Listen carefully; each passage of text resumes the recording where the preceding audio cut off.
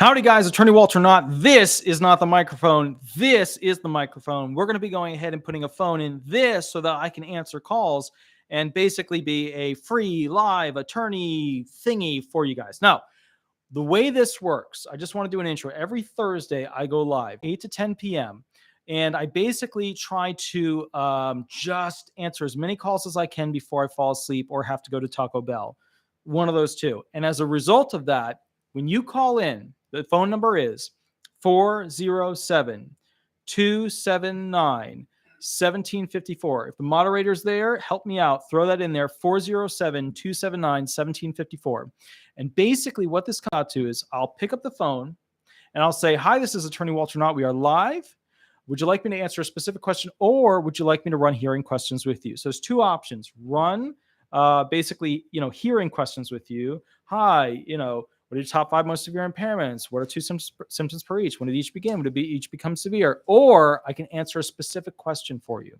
Now, when you call in, you have to use a fake name.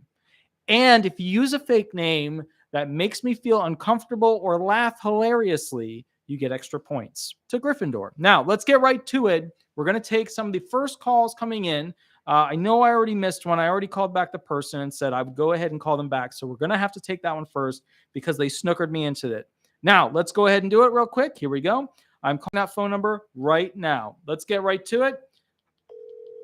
Phone is ringing. Attaching phone. Here we go. Let's see if we can get him on the line. Hello? Hi, this is Attorney Walter Knott. We are live on YouTube. Remember to use a fake name throughout this process. Can I? Personal question. Sure, go for it. What's the question? I've been on Social Security disability. Hey, so good, sir. I can barely hear you. Am I on speakerphone, or is there any way to put me directly up to? Yeah, perfect. Is that better? Yeah, that's a little bit better, but yeah, go ahead. Okay. I've been on Social Security disability for I think it's 5 or 6 years. I can't remember. I just recently, the last couple of years, I found out that I had a retirement and stuff. Mm-hmm. My memory hasn't been the greatest since my injury. I recently found out I have an IRA. Mm-hmm. I think I got about 100,000 in there. Mm-hmm. I was wondering if I could take that and purchase a home because inflation going up and everything. I wonder if that was possible. So can you use your IRA? So let me rephrase this question, because what I think I'm hearing is you're on SSDI disability benefits, and you want to know if you convert that into usable cash, can you use it to buy a home, and will you get taxed? Will you be over SGA? What will happen? Yeah, I was wondering if I would lose my benefits from taking that 100,000 out and purchasing a home. Okay, so usually the IRA, I'm not sure of the direct answer for this. So give me 1 second. Let me see if I can find out specifically how it affected, because when it's just sitting there as an IRA, it's not going to affect your SSDI benefits. But if you were to sell it, let's see. Let me just do a quick review on here.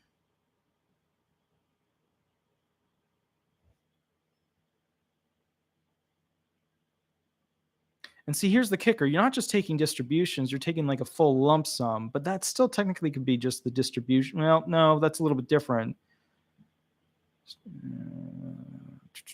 All right, look, I'm not sure personally because I haven't been asked that question before.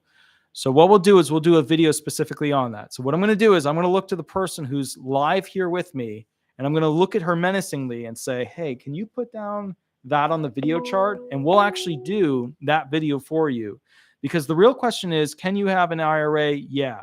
Can you get distributions from it? Yeah. But if you sell the whole thing and then use it to buy a house, does it fall into that little caveat rule where basically it's not traditional earned income that could hurt you? And my feeling is no, it shouldn't hurt you. It shouldn't be a problem. You should be able to go ahead and do that. But I want to be absolutely certain about it. So we've got the person over here writing that down. But here's the thing I want to promote to you. Even if it were to hurt you, it would only hurt you for 1 month's worth of benefits. I don't think it will, though. Now, with that said, SSDI doesn't have any restrictions on essentially how many houses or dwellings or whatever you can have. But are you a hybrid allowance of SSDI and SSI, or are you fully SSDI benefits? I don't know.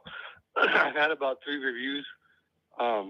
When I applied for my benefits, it was over the phone, and they gave it to me. And then I had about 2 over the phone interviews, and then finally, the one time they asked me to come in the last time, and I was in really bad shape that time too. So I'm still in bad shape, but when I went to go see whoever I saw, it was a really bad day for me, and that was that. I don't know when my next review will be, but I don't see myself ever getting better. I had a spinal cord injury, and I think it's my S1 to my my L1 to my S2 or something. I can't remember at the moment. Okay. So now that I'm thinking about it, I'm actually thinking even deeper. I'm almost certain that the IRA would not affect, even if you did a full withdrawal, because that's what this comes out to, not just a distribution, but a full withdrawal. You should be fine to go ahead and apply, because that falls under not making income. That's something where you made an investment and then you withdrew the investment. So you should be fine with that. Now, with that said, I can tell you, if you're a hybrid allowance on SSI and SSDI, how much do you get per month? And if you don't want to tell me the exact amount, is it more than $1,100? It's more than 11. I think it's about, I just got the increase. I think it's close to around 28. Yeah, you're full SSDI. You're not SSI at all. Go ahead, sell it, buy a house. But remember, when you buy a home, spinal injury, if you intend to do a lot of upkeep on this thing, make sure the outer walls and the roof are super duper solid. So we're talking about a metal roof. We're talking about an aluminum roof if you're by the water. We're talking about basically, your solid outer walls, no cracking. Maybe it's even like, something like a classic, style brick house. But you're going to be searching for essentially something that's solid, so that you don't have to do a lot of upkeep work. And you want to look at the windows specifically to make sure that all the joints are coming together and there's no issues. Because, look, if you're, getting that per month, I don't know what it is about house repair. I've had to learn a bunch of house repair stuff, because back in the day when I bought my first house and I brought the Lowe's people over to go ahead and install a bathroom, everything was crooked, everything was wrong, and these were supposed to be the professionals. So I had to learn how to start doing those functions. And now I'm literally investing into my first rental property. But make sure the bones of whatever you buy is solid. And when in doubt, you want aluminum, because that's something that's going to last a lot longer. And it's much cheaper to get somebody up on the roof to paint it than it is to have somebody basically who has to go ahead and fix a hole in it, Okay. I appreciate you calling me and taking my call. Absolutely. You've been a huge help. Yeah. Well, you have a wonderful, wonderful day, and all the best. And I hope your impairment, I know it's never going to go away, but I hope any pain that you have from it becomes less over time, All right. Thank you. Have a good day. Thank you, good sir. Bye-bye. Perfect. Perfect, guys. So that was the first phone call. We're now going to go to the next phone call. Here we go. There's somebody calling me from a very, very special, geographic area, a very, very special, where they almost certainly will know my family's name. So all these other people who are calling right now, I'm sorry, but I'm going to have to call them. I have to call them. All right. So we're dialing. We are dialing. All right. Let's see what happens. Hello. Hi, this is Attorney Walter Knott. We are live on YouTube. Please remember to use a fake name throughout the process. Would you like me to answer a specific question, or would you like me to run hearing questions with you? It is a specific question. Perfect. Now, before we begin, this is... Deidre. Oh, so wait. So real quick, before we begin, your phone number popped up as a phone number that's similar to my personal cell phone number. So are you actually from that area of your cell phone? Yes.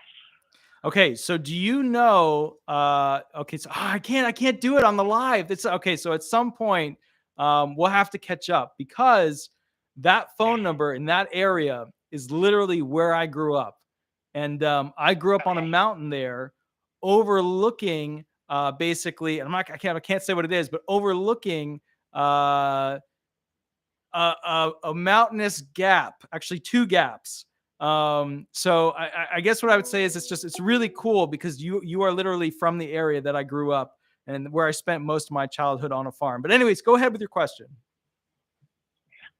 So I'd love to catch up with you. And yes, I am from New Jersey. Yay!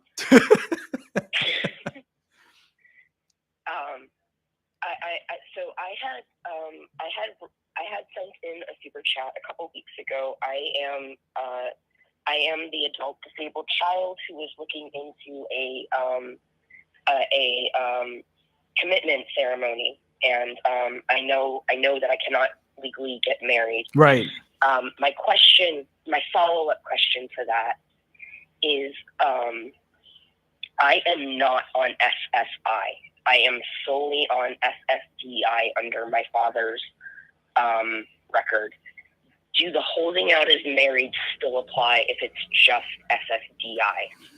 So basically, the real problem here is the DAC application, the Disabled Adult Child Benefits, which are an attachment onto whatever the other structured benefits were. And so we're only talking about those benefits as an add-on to the original benefits that you have.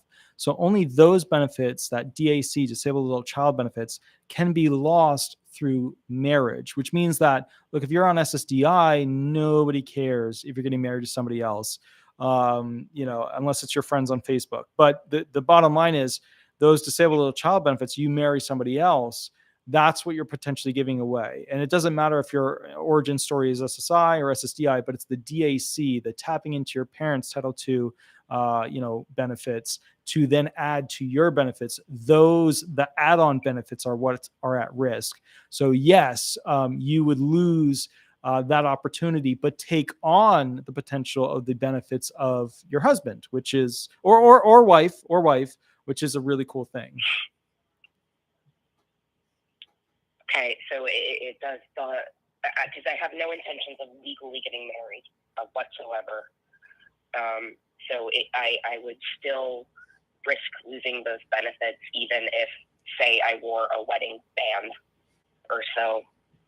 So here's the kicker. And I one time had the privilege of being part of a claim that turned into a complete cluster bleep. And I will tell you what happened. States define whether or not you're married. So the feds had to come up with, for all these marriage rules, their own little, how we're going to deal with it. So they came out with a list of things that define essentially whether or not you are holding yourself out as a married person.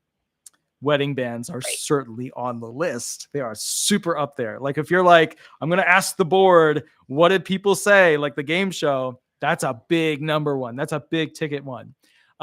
Living together is a big ticket one. Living together in the same place all the time is a big ticket one.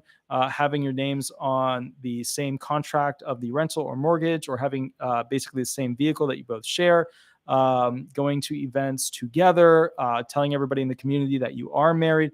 Those are all things that play a part, essentially, in showing that you are married. And so the feds are not willing to rely on the state's very black and white rules as to, you had a ceremony, there was a clergy, the blah, blah, blah. There was a formal appointed administrator that, said, okay, there you go. Instead, they have their own rules, and absolutely having a wedding ring is one of those, even though they are, and this is going to hurt the guy more than you, really cool dude wedding rings that are now coming out from these companies that are just amazing. Wood intertwined with metal, intertwined with stone. I was looking at that. I was like, wow, if I was married one day, I'd want one of those. But then I was like, nah, I work too much. But yes, correct. Your wedding ring, that would be a no bueno class 5. That would definitely, and all they need is a photo. They get a photo of you with a wedding ring. It's on Facebook, on Twitter. Boom. They can use that in court to say, well, what's that on your left hand? Okay. Okay. That is, yeah, I understood that the holding out as married rules were very strict. I just weren't sure if they applied to people who are on SSDI, adult disabled children. Because I know technically they apply to SSI and not that, but I wasn't sure. Well, remember the SSI rule is the marriage penalty rule, which means that they reduce both parties, the male and the female, or the female and the female, or the male and the male, because we live in that world now. They reduce their benefits. Yeah. And so the reality is that that's the SSI, the marriage penalty rule. Now the disabled adult child marriage penalty rule is a different rule, which is that you lose basically access to your parents' DAC compatibility if you go ahead and get married. And so that's a different type of marriage penalty rule. But you're right. If you're an SSI and you're trying to get DAC, you get double whammied. Okay. Yep. Perfect. Okay. So, yeah. So, we're going to go ahead and not do that. Yeah. You don't want to do that. You don't want to do that. But if you ever get a chance, also look up the Marble Mountain Horse Estate. It's it's a cool place, but that is where I grew up, and it is just relevant to you because you're New Jersey. Yeah. Okay. Perfect. Sounds good. Thank you so much for taking my question. I was having a hell of a time getting an answer to it. I called several local attorneys, and no one wanted to talk to me, even though I was like, I'll pay you hourly, but they didn't want to talk to us. So I appreciate this a lot. Absolutely. Thank you so much. You have a wonderful, wonderful day. You too. Thank you. Thank you. Bye-bye. All right, bye. Okay, guys. So now we're going to go back to the list. Oh, we missed a bunch of them. All right, let's go ahead and go to the next one real quick. Hold on. Here we go. Boop. Okay, we're going to put it on speaker. Here we go.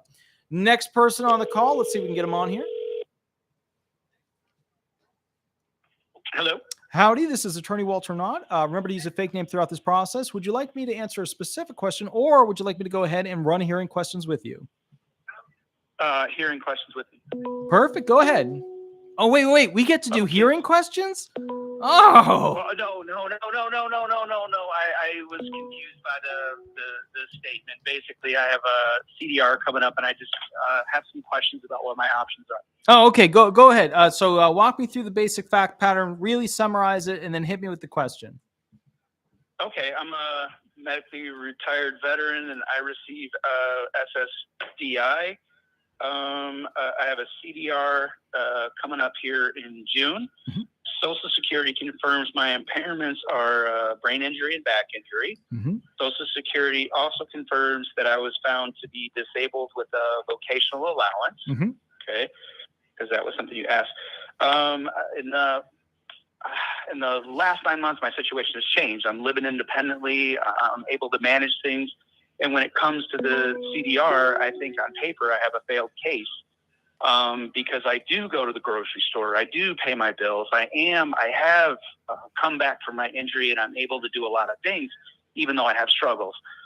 So, my questions, mm-hmm. I guess, are, understanding the options. When I talked to Social Security, uh-huh. One option they gave me was, okay, I can start working locally, like just, start at a little grocery store or something, mm-hmm. Report my income to those guys. But I guess with that option, then I still go through the CDR process. Is that correct? Okay, so we had a little bit of an audio thingy that popped up there. So let me just summarize real quick. VA, you're still doing stuff in the community. You're still going shopping. You're still going to those events where you go roller skating. I do them too. And basically you're sitting back going, hey, wait a minute. They've got some evidence against me. How do I bolster the likelihood of me being successful for the CDR so that I get to keep my benefits? Actually, it's more along the lines of like, I'm doing well and I want to step forward and actually start doing some work. Okay. But I'm just nervous about the entire process, if that makes sense to you. So, have you already started to begin to work and begin to do the trial work period and the extended eligibility period? Like, where are you at on the work train? Nothing. I am at 0. I know the CDR is coming in June, so they said the earliest it would be was June, so I have a little bit of time. But instead of waiting until I have a problem, I want to be ahead of the game, if that makes sense to you. That's smart. That's very smart. Okay, so first thing that we've got to go through is your intent to go into a high income work, environment where you're going to be earning a lot of money fast, or is this a thing where you're going to be ramping up over time? Because it's a major adjustment, then the thought process would be ramping up over time. Okay. So if you're going to be really, yeah. Go ahead. So if you're going to be ramping up over time, you're going to want to look at and start to invest in the idea of ticket to work, because if this is a thing where you can try and do it, keep the money out of it. Now you got 9 months. You got 9 months of try it out, see what's going to happen. Can I do this? Can I not do this? You got 9 months. After that 9-month period, though, what you're going to run into is extended eligibility period. But if you earn over SGA, then they can kick you off the benefit train. So 9-month trial work period. And then at the end of that, month 8, you got to be talking to the local field office if you want to work more to get you set up on a ticket to work program. Now, if you want me to go through the ticket to work program, grab the contract. They always have you guys sign it and then they keep it. You can ask them for it. What you do is send it over to me. I can go through the ups and downs of it. But the bottom line is this, and they change the contract from time to time. The bottom line is this: if you want to get back into the work environment, retain your benefits, and have a 5-year shot after the 9-month trial work period, your ticket to work program is going to be the way that you do it. Okay. And they gave me the name of a local representative, I guess, that they work with to help put that together. I don't know how that works. Is that person, anyway, that's irrelevant. Another question I have is because, like I said, just going through the CDR and the whole process is, oh man, you're talking, come on. I would like to see my grandkids or go to the grocery store and not worry about somebody looking at me, and it's craziness. Is there an emergency stop button? And I say that because the VA did take care of me and the Army did take care of me, and I can make it, without this stuff. Can I just, if it just freaks me out and it's just going to melt me down, can I just go to the local Social Security office and say, hey, look, I want to sign a statement that says I don't want your shit anymore? It's a basic way to say that. You understand what I mean? Yeah. Is there an emergency stop button? Yeah, of course. There's a withdraw of claim button for sure, but don't do it. And here's why. I know that, but just knowing that there is one gives me a little sense of security, if that makes sense to you. I get VA guys who call me, puffed out chest, happy, excited. They got their VA benefits and that's their safety zone. But I need to make you very aware that while VA benefits are safer than disability benefits, they are all on a ticking time bomb to when you are potentially going to lose them. And that's the sad thing about it. Yeah. It is true. And that's another reason why, I can see all that coming. So it's like, okay, hey, try to step forward while I can to be ahead of this thing and try to get back out there in whatever way that I can, if that makes sense to you. How many more years do you have until retirement? And are you a TDIU or a PNT? I am a permanent and total, and I am 49 years old. You got a ways to retirement, but you're probably going to be fine making it through, even if they change the VA base, with your PNT. So kind of the bottom line here is, look, go onto your trial work period, do your, and look, and let me tell you something too. VA guys kind of suck at this part. And this is important for VA people, especially to hear. VA people have I'm going to get her done mentality. I will make it happen. I will complete the task and I will beat anyone out of the way because I must get it done. And that's good. That's a soldier mentality. That's right. Absolutely. That's amazing. Well, it's an American soldier mentality. There are other soldiers out there where I look at them and I go, what happened? You're doing the Navy thing right now. No, I'm just kidding. Yeah, so, it's cool, man. Yeah, man. Yeah. So the basic thing is this. The basic thing is, okay, you have to realize that if you start doing the job, you're going to hit that job hard. And then you're going to have your impairments come back fast and you're going to fight it. That's right. Yeah. That's the terror right there. Yeah. Right. But by month 2, you're going to start to suck at that job no matter how much you hoorah. And then all of a sudden, in that 9-month trial work period, you're at month 7 and you're not doing so good. And so just be prepared for that as a potential hypothetical that happens in your life, because I see a lot of VA guys, they're going to kick ass and go roofing, but it doesn't work out, you know? Right. Well, with the trial work period or ticket to work program, I mean, the Social Security basically is watching me the whole time. So if I start failing based on medical stuff, then how does that play out? Or it doesn't matter. Once I start the 9 months, I only have the 9 months. Or you got 9 months of trial work period. You can earn whatever you can. I mean, look, go out there and earn $1 million, right? Per month, if you can do it. I haven't figured out how to do it yet, but apparently people on YouTube keep telling me they know how to do it, but I can't figure it out. Then after the 9 months, you go in the extended eligibility. But remember, you earn over SGA, you got a problem. They're going to kick you off the train. My suggestion is try the trial work period. If too much work is too much, bring the hours down. You bring the hours down, you get under SGA, you just try that for a little bit. Try that for 6 months. Try that for 9 months after your 9-month trial work period.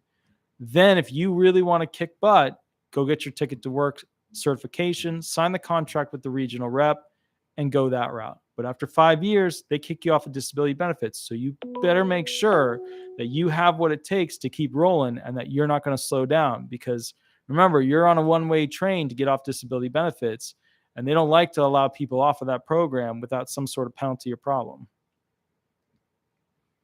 Okay, so there's two things. There's the trial work period, and then the ticket to work is a separate program. Is that what you're saying? Yes, there's three. There's the trial work period that then goes into the extended eligibility period. And then somewhere in that extended eligibility period, you want to try, if you can, to get onto the trial to work program or ticket to work program.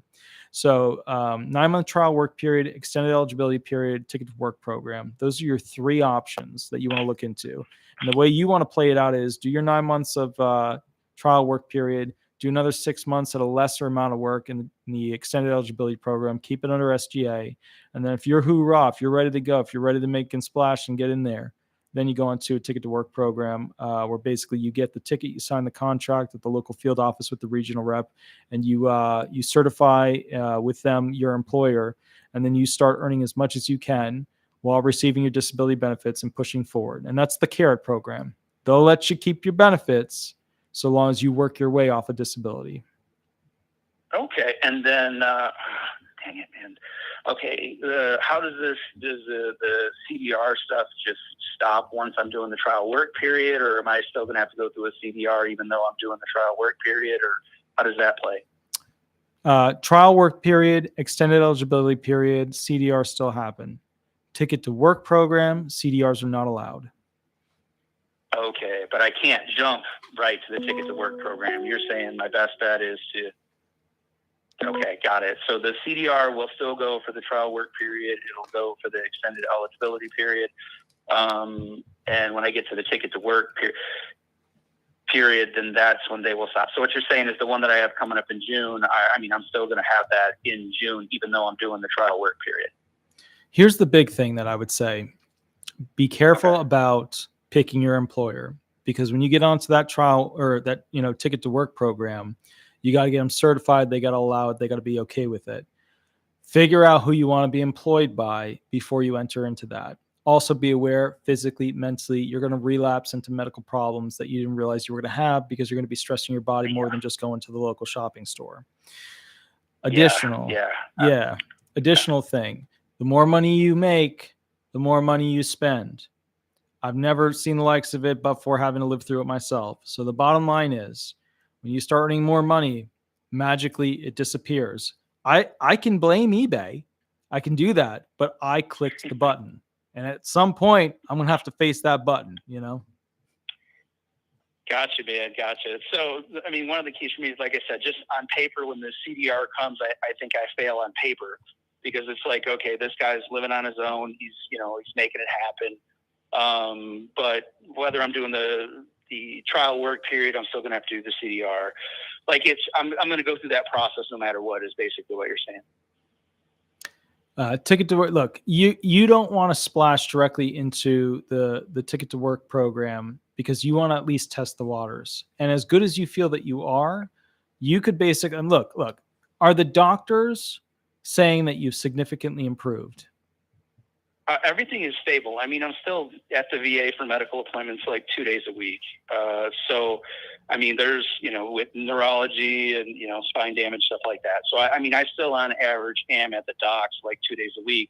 I think I was just looking at like, man, can I pick up like a little weekend job, a couple hours here and there? Because I do have a significant medical responsibility to go to the VA, if that makes sense. When were you found disabled? 2014. So you're pre-2017, which means the rules applying to you during a CDR are much better. I would take the risk. If you were post-2017, it gets more iffy. Okay. But you're saying, okay. So you're saying because I'm pre-2017 that my best bet is to do the trial work period and then go ahead and go through the CDR because the rules are going to be more in my favor because it's pre-17. Is that correct? Correct. And real quick, Joanne Strine just donated $10.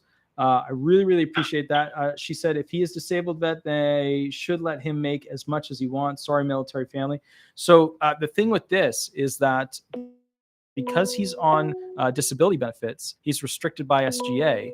Although, because I think you said you were PNT, right? That means that, permanent total. Yeah. There's no expectation. There's no scheduled reviews or anything like that. Right. And you can basically go get a job and start working and yada, yada. But if he was TDIU, then he couldn't go get a job. That's the big restriction there. So, but All right. Well, sounds good, sir. You have your flight plan. Okay. Go ahead and go get that contract, read that contract over for the Ticket to Work program, and then make your next step. Okay. Well, you said start with the trial work first. Yeah, but you still want to get the contract ahead of time. You wanted to play the game, right? You want to be a step ahead. You want that Monopoly piece to be sitting on Boardwalk by, roll number 2. You've got to go ahead and start to ask about the Ticket to Work program and getting the contract. Read the contract. It is not a friendly contract. Yeah. Okay. Got it, sir. All right. Thank you so much for your time. I appreciate it. I mean, as you're aware, I called a couple of local disability attorneys, big office, small office. Nobody wants to help me because I'm still receiving benefits. You know what I mean? Sure. Like they don't want to help me beforehand. They just want to catch on the back end. What you do is important. And thank you very much for your time, sir. Absolutely, good, sir. Have a wonderful, wonderful night. Yes, sir. All right, good evening. Thank you. Bye-bye. Okay, guys, we're going to go ahead and take, I think, one more call. Let's go ahead and do it. Here it is. Boop. And click. And now we're on speaker. Let's see if we can get through this person and chat with them a little bit. Here we go.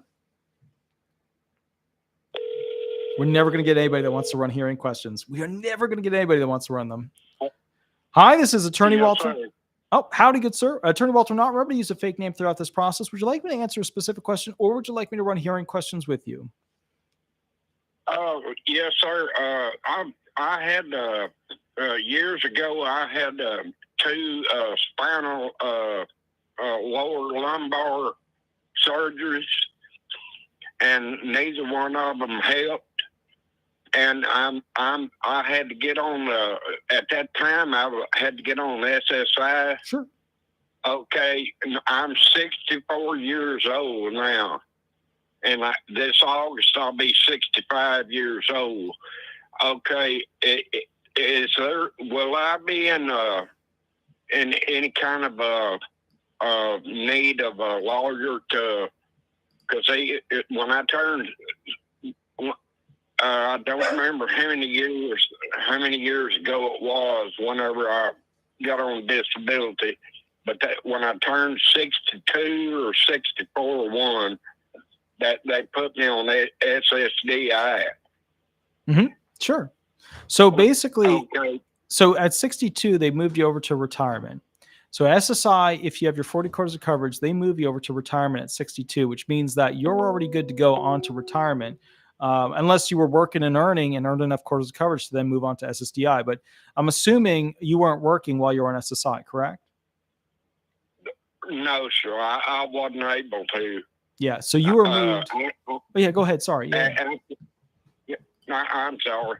After them 2 back surgeries, I can't. I have severe nerve damage down my left leg past my knee, and I can't. A trip to the grocery store. That's just about does me in. But sure. So I was just wondering, would there be any reason that I would have to talk to a lawyer about this, or? No, it's automatic. You should be fine. The transition has already happened because you went from SSI to retirement benefits. If your retirement benefits were too low, they give you a hybrid allowance. But 62 is when they transition you. So as long as you had 40 quarters of coverage, you're good to go. Otherwise, do you know how many quarters of coverage you have? No, well, see, I'm not really sure because I believe that my first surgery was in 2012, if I'm not mistaken, or maybe 2013, or I can't remember. My memory's gone. I can't remember nothing, but I can't sit very long at a time. I've got where I had the first surgery done in Tyler, Texas, up here. And then I had the second surgery. I had to have that redone down there in Galveston. Sure. And that I've got 20 screws in my back that's keeping my, that what they had to replace down there in Galveston. Okay. But I just wondering, would there be any reason that I would have to be, I am no longer able to work. So here's what I need to know for next week. Call me up and tell me, call the SSA field office and ask them how many quarters of coverage you have. So how many quarters you have, and also what programs you are currently on. It might be one, it might be 2 programs, but how many quarters of coverage and what programs you're currently on. And then I can always walk you through what that means with a call back next Thursday. Yeah. Okay. Call back next Thursday. Yes, good sir. And just make sure you check in with the SSA field office, how many quarters of coverage you have and what programs or program are you currently on. Okay. And you said to call the Social Security office? Yep, the local field office, the one that's local to you. Oh, okay. Okay. And you said how many quarters? Yep. How many quarters, and also which programs are you on? No. Okay. I'm trying to write this down. Yeah, take your time. I'm sorry to take that. Are you still on the air? Oh, one more time. Are you still on YouTube? Yeah, we're on YouTube right now. Oh, okay. Okay. Well, I didn't want to hold you up. But I watch your your program on there, every day, because we don't ever know, because how many quarters and what was the other, and what am I currently on? What was that second? The second one is what programs you're on, and then also what how many quarters of coverage you have. Okay. How many?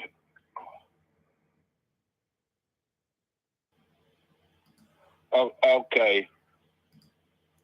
Perfect, sir. I'm going to switch to the next caller. You have a wonderful, wonderful night, okay? Okay, thank you. And I'll get. Will there be any way to call you tomorrow? So call me next Thursday, later in the day. You know what? Just call me tomorrow. It's fine. Just call me tomorrow, and we'll get you all set up. Yeah, well, I'll walk you through it. Okay, I'll try to go and get up in the morning and call Social Security and find this out. Perfect. Well, sounds good, sir. I will catch you a little bit later. Have a wonderful, wonderful night. Yes, sir. God bless, and you have a good day. You too, good sir. Thank you so much. Yes, sir. Thank you. Thank you. Bye-bye. Perfect, guys. So what we're going to be doing is calling back one particular person who is ready to. Wow, Rose L, thank you for the $10 donation. That's awesome. Does the SSA do less CDRs after age 50? They do a little bit less. Oh, my chair is squeaking. This thing's going to break on me. They do a little bit. We're going to have to fix this chair. This chair is like on its, I can feel it. I'm going to die on this chair. It's going to impale me. But they do fewer CDRs after basically 50, but they still do them. And it depends on what kind of impairment you have. Like if you're a fibro, then they're going to keep those up. If it's something where like you're an amputee or you're blind, they're going to do fewer of them. They do them all the way up to 63 at this point. I've even seen them beyond that, but it's just, they're trying to get people off the system to be able to afford things. That's the main goal here. Now, with that said, we do have somebody who called in let me find their phone number here. Let's see. Here we go. I think this is it. We are going to get this person on the phone, and we are going to run some serious hearing questions, but we're going to ask this person a tough question. So let's see if we can get him on the phone. Hi, this is Attorney Walter Knott. We are live on YouTube right now. I just wanted to check in with you. Make sure you use a fake name throughout this. Would you like me to run hearing questions with you, or would you like me to go ahead and answer a question?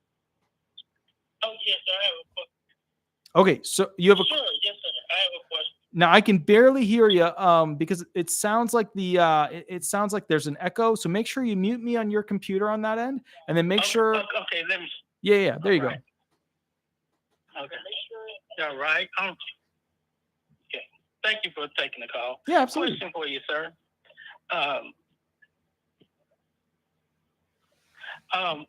As a previous caller, I'm a 100% PNT veteran. I had my hearing on Tuesday. I was preparing to meet the listing 12.15 for PTSD. Sure.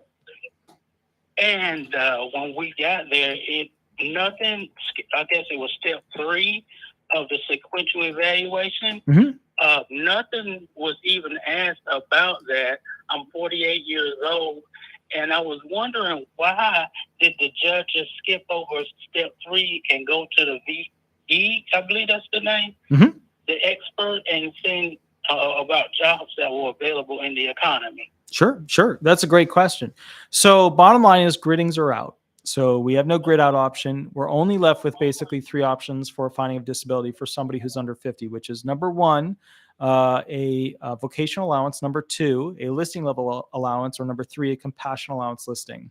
Now, you are shooting for basically element 3 of the 5-step sequential process allowance, which is where a person is trying to meet, equal, or exceed, or as the Supreme Court put it, have medical equivalency to the actual listed impairment. In this case, you have PTSD, which is nightmares, flashbacks, you have intrusive thoughts. Now, they don't go through the actual listing criteria during the hearing, but it is imperative for your attorney to bring up questions directly related to that particular impairment. So if we go and look at that particular listing level criteria impairment, your attorney should have been asking about the following details: exposure to actual or threatened death, serious injury or violence, subsequent involuntary re-experiencing of the traumatic event, avoidance of external reminders of the event, disturbance in mood and behavior, increase in arousal and reactivity, and then also the B criteria, limitations with understanding, remembering, and applying information. Number 2, interacting with others. Number 3, concentrating, persisting, and maintaining pace. Number 4, adapting or managing oneself. And then you have an OR category of the C criteria, which is basically medical treatment, mental health therapy, psychosocial support, or highly structural settings that is ongoing that diminishes the symptoms and signs of your mental disorder. And they look for essentially disorder over a period of at least 2 years. There's evidence of the following. That's the first one. The second one is marginal adjustment. That is, you have minimal capacity to adapt to changes in your environment or to demands that are not already part of your daily life. So, for example, if I were to go through questions as an attorney that I was supposed to present for 12.15, first thing I would look at is exposure to actual or threatened death, serious injury, or violence. So, first thing I'm thinking, what are the police reports that I can go ahead and grab that are out there that specifically talk about actual death, or specifically talk about potential life-threatening situations. And, your attorney should have been asking about, okay, when this thing happened, when there was, basically this police report created, when you went to jail for this thing, when you were part of that, shootout, when you were part of that knife attack, when you were part of that thing where you walked in and you saw someone you loved being killed in front of you, those would be examples of essentially a 12.15a subsection 1. Subsection 2 questions would be about subsequent voluntary re-experiencing of the traumatic event. For example, intrusive memories, dreams, or flashbacks. So what we're talking about there is you zone out, the memory comes back, you get a flashback while you're awake. The other option are dreams, your sleep. You keep waking up over and over and over again. You're sweating, you're tired, you're afraid, you're screaming, things like that. Element 3, avoidance of external reminders of the event. You don't go to the same place where the event occurred before. So I ask in the hearing, okay, Mr. So-and-so, let me ask you this. Have you been back to the place where this occurred? Do you often look at pictures or stay away from photographs of where this event occurred? Do you often stay away from people that were part of that event, even if they were part of your side, even if they were helpful towards you? Now we go to element 4, disturbance in mood and behavior. How are you acting? What's your mood like? What's your behavior? Do you not have bipolar related traits? Do you have mood swings? Do you have panic attacks? Element 5, increases in arousal and reactivity. For example, exaggerated startle response, sleep disturbance. Also, a thing I would add to that judges tend to look for is psychomotor reflexes, where your body's like tapping something, your knees popping up and down.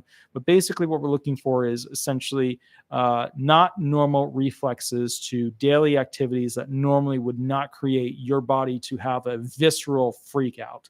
So for example, exaggerated startle response is one of them. If somebody walks up to you and they're like, hey, and you're like, whoa, and you freak out, that's an example of that. So the bottom line is those are the questions that are relevant for essentially 12.15 that your attorney should have been asking. Did you have an attorney present during it?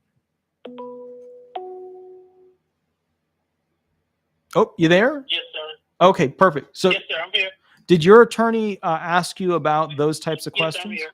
Perfect.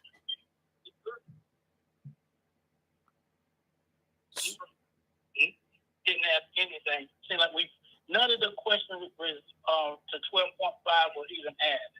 They skipped all the way through to my back condition and jobs from 15 years ago.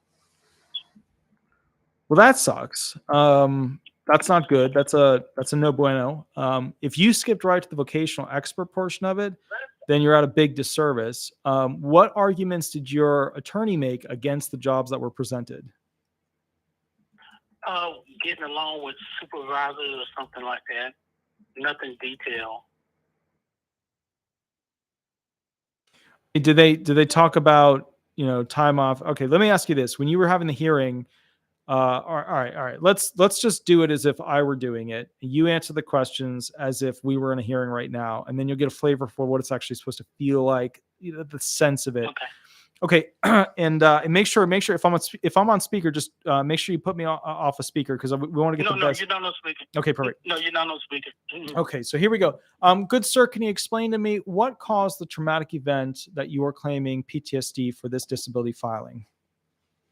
Yeah, 2 events. For one, I was domestic violence by my ex-wife, and then I was threatened while on duty working at a federal facility.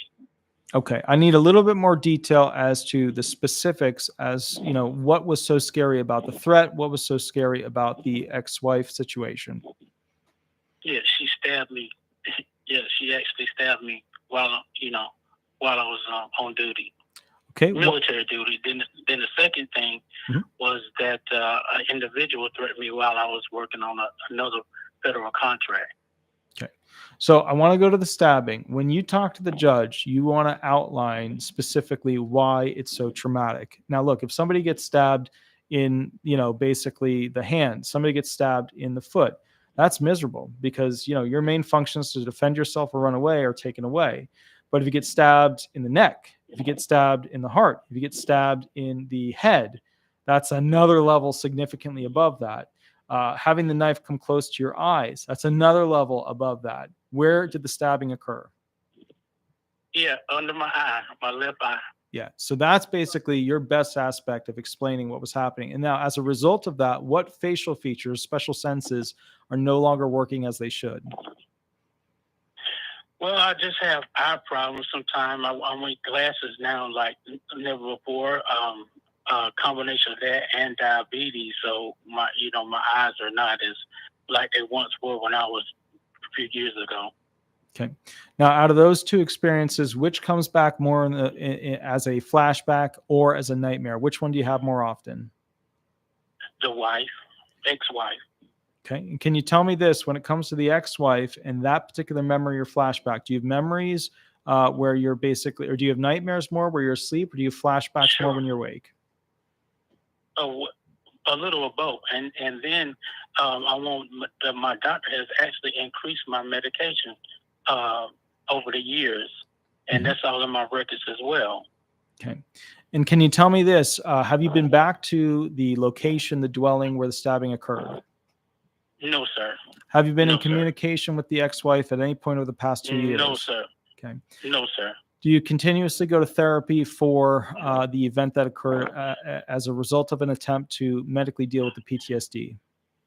Yes, sir. Yes, sir. Can you explain to me, has this event limited your ability to drive and interact with other cars in a timely fashion? I have road rage beyond belief. Okay. I don't drive as much as I used to. No, sir. Okay. What happens during a road rage incident? I get a little anxious and ticked off at other drivers, just trying to get where I need to go, if I need to go. I'm always anxious about getting things done and over with. So this feeling of being part of something for a short period of time, can you tell me, how does that relate to the stabbing incident? I'm always on alert. I'm always on guard over thinking things and events, people, and places. Can you tell me this, when you were in this fight and you were stabbed, what was the topic of discussion?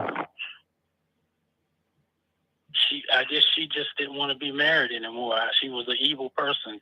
I was a military soldier. I was doing the best I could to, at least complete 20 years in retirement, but that came to a halt. Mm-hmm. My performance evaluations went down. My peers looked at me funny. I wasn't, one of the in crowd, or I was an outsider and a loner. Mm-hmm. Okay. Can you tell me this? There was a timeline situation where you were trying to complete military, and at the same time she was unhappy. But what specifically made her unhappy?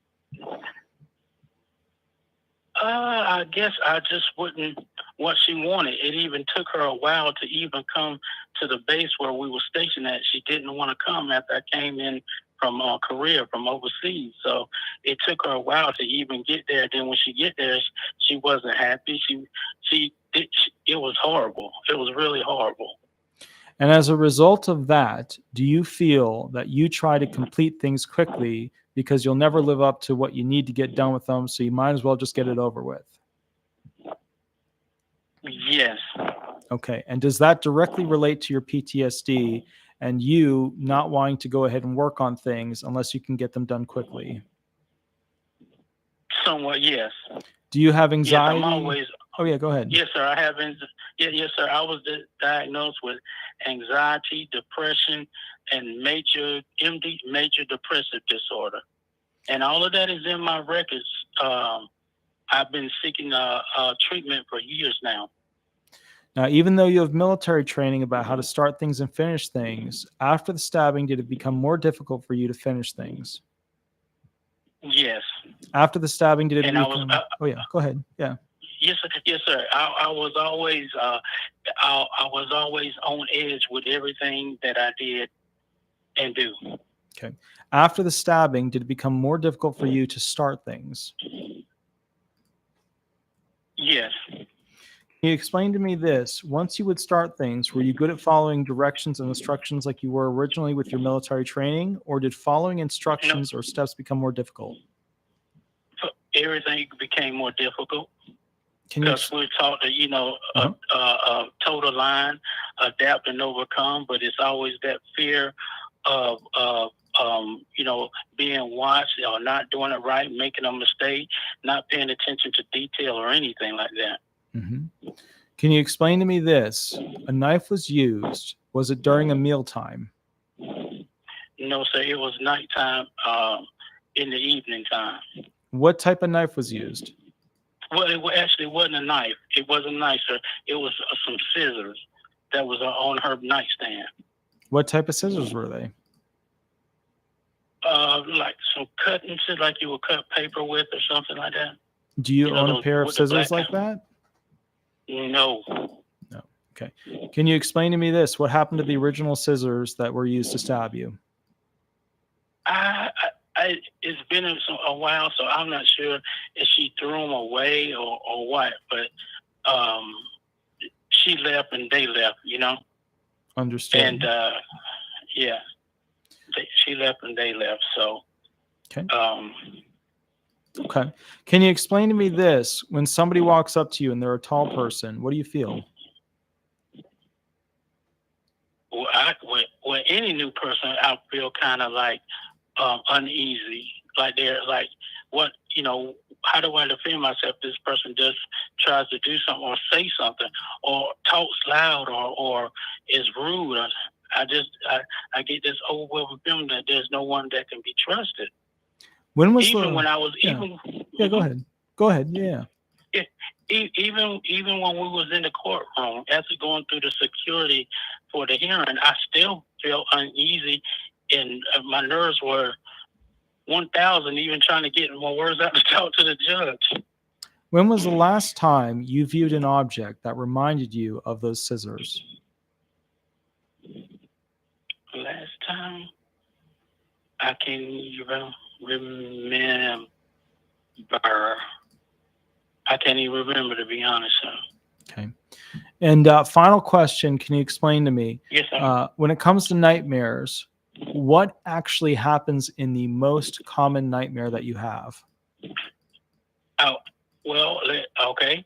Well, I was hospitalized for having nightmares. The doctor put me on propranolol because my heart rate would not go down. It was feeling like it was happening over and over again, like I was getting stabbed over and over again. And I didn't want to go to the hospital, but finally I got a ride and I went to the hospital. They couldn't get my heart rate down in the emergency room, so they ended up keeping me for 2 days. And he said that my April was directly associated with my nightmares for PTSD. Mm-hmm. Okay, final question. Prior to the stabbing, did you used to watch scary movies? No, sir. Okay. And one last question.